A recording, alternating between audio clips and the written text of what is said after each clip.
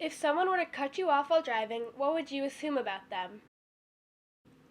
Probably that they were rude, or selfish, or even just a jerk.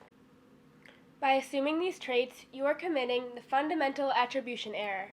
What you neglected to think about is maybe they cut you off because they were distracted and didn't see you because they just got in a huge argument with their spouse.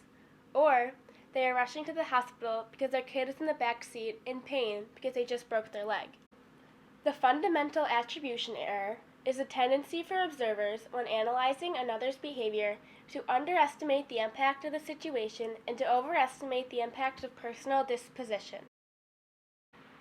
This error falls in the category of the attribution theory, which suggests how we explain someone's behavior by crediting either the situation or the person's disposition.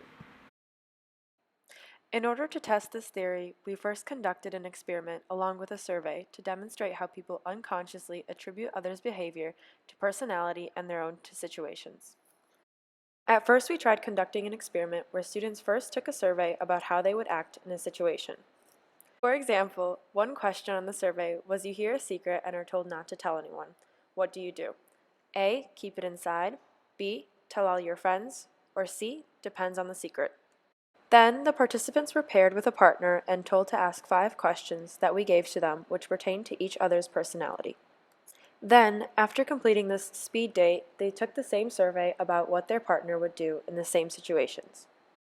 We expected to see that one would attribute their partner's personality as permanent traits, while their own would depend on the situation. However, this was not the case because after a few trial runs, we realized this experiment is not going to work if the two people had known each other or anything about each other before starting. Therefore, we conducted a new experiment. In this experiment, we gave people a survey and asked situational questions about a random person. For example, a question on the survey was, a married man visits a single woman's apartment 3 nights for 2 hours. What's your explanation? The most popular answer for this question was that the man was a bad guy and was cheating on his wife. This experiment succeeded because people attributed the random person's actions to their personalities instead of taking into account the situation. We determined our results by grading each survey on a rubric. The lower the amount of points earned, the more the participant attributed the stranger's action to his or her personality rather than the situation. The average score was a 3 out of 15. This indicates that the participants taking the survey committed the fundamental attribution error. We wanted to make sure our findings were accurate, so we went to an expert. So my name is Aisha Sanders, and I have a bachelor's degree from Chicago State University in psychology with a minor in criminal justice. And I went on to go to the Chicago School of Professional Psychology to major in clinical psychology with a specialization in counseling, and I got my master's degree in 2009. I would say that social psychology has been incorporated in my field of study as well as my education. It's based on people's perception, and people's perception is their reality. And so, because we all perceive the world differently, you're going to appraise that situation based on your own perception, and sometimes based on age.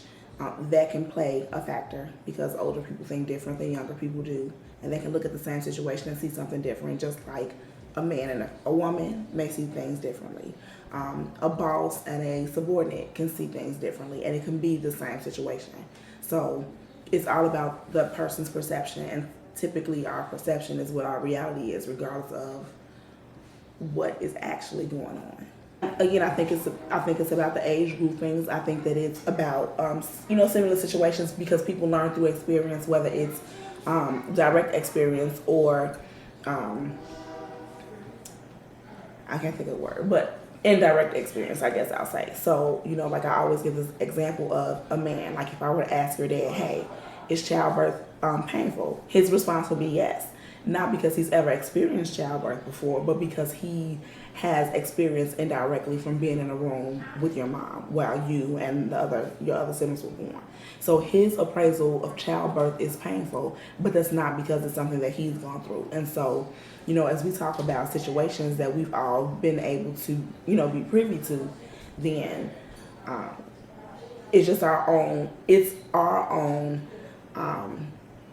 knowledge or appraisal, I guess I keep using that word, of the situation. So as an older adult, we may have more thoughts or more experience, direct or indirect, of a man cheating on his girlfriend or his wife with another single woman, which is why a lot of older people's responses may be that he's cheating on his wife versus a younger population that may not necessarily have that be their first automatic thought when they hear that situation.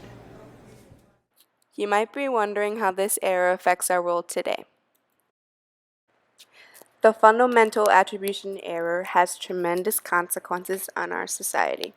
Common demonstrations are when one person is called to make a judgment on another person to make an important decision like job interviews or court decisions. This error can be applied to politics when explaining unemployment. By blaming people and saying that they're lazy for not having a job, people relate it to their personal predispositions rather than relating it to a situational effect, like one may lack the opportunity to find a job. Typically, stereotypes lead to prejudice, which can lead to discrimination. This vicious cycle has led to some of the world's greatest upsets, such as the Holocaust or other genocides.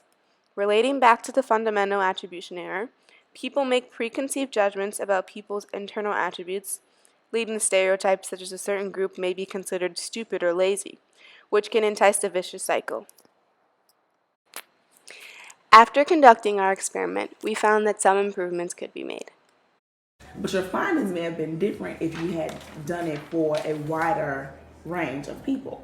You get what I'm saying? Like if you did it at the church, asked at the people at the church, because you would have had younger kids, you would have had adults, you would have had older adults, and then you would have had a wider range of people. Because just to go back to the point that we just said, you gave it all to the same population or the same era of high school students. So their mindset is probably somewhat the same. In conclusion, research has shown that individuals that are less egocentric and more open-minded are less susceptible to the fundamental attribution error. So the next time someone cuts you off while driving, stop and think for a minute about the situation they may be in.